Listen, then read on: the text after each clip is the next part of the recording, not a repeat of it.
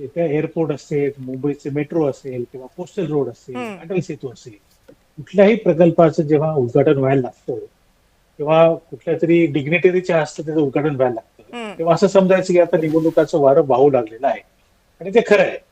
म्हणजे येत्या काही दिवसामध्ये, काही महिन्यांमध्ये खरं म्हणजे मुंबई महापालिकेच्या निवडणुका होऊ घातलेल्या आहेत. हम्म. तशा राज्यामध्ये सगळीकडेच निवडणुका होऊ घातलेल्या आहेत. हम्म. पण मुंबईचा फोकस जास्त एवढ्यासाठी आहे की गेल्या काही दिवसांमध्ये सगळं लक्ष सत्ताधारी पक्षाचं हे मुंबईवर केंद्रित झाले आपल्याला बघायला मिळतं. हम्म. अगदी गेल्या आठवड्यामध्ये मुख्यमंत्री आणि उपमुख्यमंत्री ठाण्याच्या मेट्रोची पाहणी करून आलेत की ठाण्याची मेट्रो एका टप्प्यामधली मेट्रो ही डिसेंबरमध्ये सुरू होणार असं म्हणतायत. ते होत नाही तोवर आज उद्घाटन झालंय एअरपोर्टचं. भले एअरपोर्ट उद्यापासून लगेच सुरू होणार नाहीये. एअरपोर्ट सुरू व्हायला 2 महिने लागणार आहेत.